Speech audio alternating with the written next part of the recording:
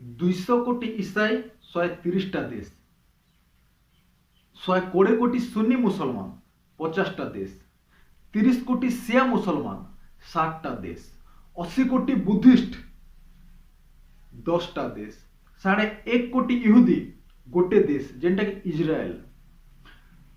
तार माने विडंबनार विषय एटा 110 कोटी हिंदू अच्छु हेले गोटे भी हिंदू राष्ट्र नहीं ना।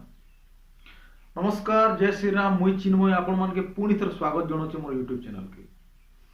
प्रत्येक राष्ट्रवादी संगठन, प्रत्येक हिंदूवादी संगठन, प्रत्येक जागृत हिंदू भारत के कहीं हिंदू राष्ट्र रूप में घोषणा करवा लगी पड़ तार कारण कण थोड़े चिंता कर देख काल के जदि आमर हिंदू मन के आमर भारतीय हिंदू मन के केन लोके शरणार्थी हवा पड़वा, केन देश आमके शरण देवा,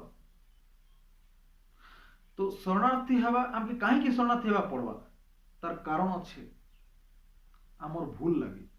भूल काना प्रथम रे प्राय हिंदू निजर अधिकार लगी निजर हक लगी टूण नहीं फुटावर। किछि हिंदू अच्छन हाथ गणित से माने हिंदू हित लगी टूण फुटाउछन, हिंदू अधिकार लगी लड़ाई करुछन। एतकी जानी थन जोर जार मुलक तार। द्वितीय रे प्रत्येक मुसलमान 7 ରୁ 8टा छुआ जन्म करुछि। आमे हिंदू माने आमे आमर दुई नीति रे आमर चिता आमे निजे सजुछु। तृतीय रे ख्रिस्टियन माने जोर सोर से पैसार लालसा देखे करी, चाउलर लालसा देखे करी, फॉरेन ट्रिप रो लालसा देखे किना अनेक हिंदू के धर्मांतरण करुचन, ख्रिस्टियन रे कन्वर्ट करुचन। चतुर्थ और मुख्य पॉइंट जेनटा कि आमे आमर संस्कृति के भूली गलु ना। आमर वेद, आमर उपनिषद, आमर पुराण इतिर आमे बहुत दूरे गलु ना।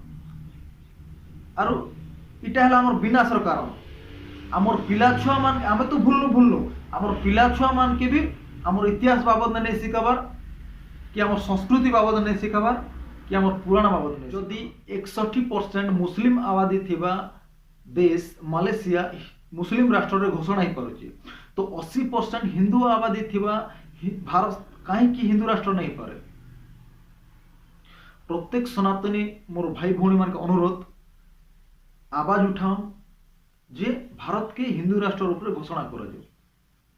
मन रखन भारत जदि हिंदू राष्ट्र एबे नहीं पारबा तो केबे नहीं पारे।